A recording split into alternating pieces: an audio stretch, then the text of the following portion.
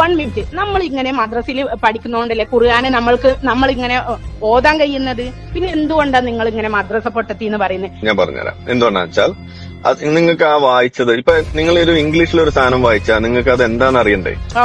അത് മനസ്സിലാക്കിയിട്ടല്ലേ നിങ്ങൾ വായിക്കാം. മലയാളത്തിൽ എഴുതുമ്പോൾ നിങ്ങൾ അത് മനസ്സിലാക്കിയിട്ടല്ലേ നിങ്ങൾ വായിക്കാൻ പറയുകയും ചെയ്യുന്നത്. ഇതറിയാതെ ഒരു എന്താണ് അർത്ഥമെന്ന് നിങ്ങൾ അറിയാതെ വെറുതെ ഇരുന്ന് ഇങ്ങനെ ഈ ഖുറാനിൽ അറബിയിൽ എഴുതിയത് ഇരുന്ന് ഇങ്ങനെ വായിക്കുക. അതിൽ എഴുതിയത് എന്തോ നല്ല സാധനമാണെന്ന് വിചാരിക്കുക. അതുകൊണ്ടാണ് നമ്മൾ ഈ മണ്ടന്മാരെന്ന് വിളിക്കുന്നത്. 20 minutes later. കേൾക്കാവോ? റേഞ്ച് പോയി, കട്ടായി. എങ്ങനെ കേട്ടില്ല? എന്താ ചോദിച്ചാ? വ്യഭിചരിക്കാം, കള്ളു കുടിക്കാം, പെണ്ണ് പിടിക്കാം, കട്ടെടുക്കാം, അങ്ങനെ വേണ്ടുന്ന മറ്റുള്ളവരുടെ മുതല് അപഹരിക്കാം എന്നുള്ള കാര്യങ്ങളൊക്കെ മറ്റു മതങ്ങളിൽ അങ്ങനെ ഉണ്ടോന്ന് എനിക്കറിയില്ല. പക്ഷെ ഇസ്ലാമിൽ നിങ്ങൾക്ക് വ്യഭിചരിക്കാം, ഇസ്ലാമിൽ നിങ്ങൾക്ക് കക്കാം. ഇതൊക്കെ ഇസ്ലാമിൽ അനുവദനീയാണല്ലോ.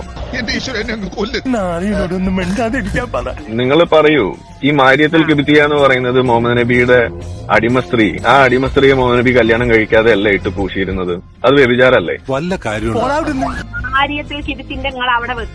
അതെങ്ങനെ അവിടെ വെക്കണത്? നിങ്ങൾ വ്യഭിചാരത്തെ കുറിച്ച് പറയുമ്പോൾ നമുക്ക് മാരിയത്തുൽ കിബ്തിയെ കുറിച്ച് പറയേണ്ടി വരും. റസൂലിനെ പറയുമ്പോ നമുക്ക് കുറച്ച് പൊള്ളും. കാരണം നിങ്ങൾ പൊള്ളണല്ലോ. ഞാൻ ആ റസൂലിനെ ഇങ്ങനെ പറയുന്നത്. നിങ്ങളുടെ ഹബീബിനെ നിങ്ങൾ സ്നേഹിച്ചോളൂ, പക്ഷെ നമ്മളോട് സ്നേഹിക്കാൻ പറയരുത്. കാരണം ഇതുപോലുള്ള തെണ്ടിത്തരൊക്കെ കാണിച്ച ഒരാളെ ഹബീബ് എന്ന് വിളിക്കാനൊന്നും നമുക്ക് പറ്റില്ല. അത് നിങ്ങൾ വിളിച്ചോ. അതാ ഞാൻ പറഞ്ഞ റിക്വസ്റ്റ് ആണ്. സംസാരിക്കാനില്ലേ? ഞാനിപ്പോ നമ്മളുടെ ഗോവിന്ദ ചാബീനെ റസൂലുള്ളാഹ് എന്ന് വിളിക്കണം എന്ന് പറഞ്ഞാൽ എന്നെ കൊണ്ട് പറ്റൂല. ഇമാതിരി തെണ്ടിത്തരൊക്കെ ചെയ്ത ഒരാളെ അത് ഗോവിന്ദ ചാമിയായിട്ടാണ് എനിക്ക് കാണാൻ കഴിയുന്നത്. ഇനി കരഞ്ഞു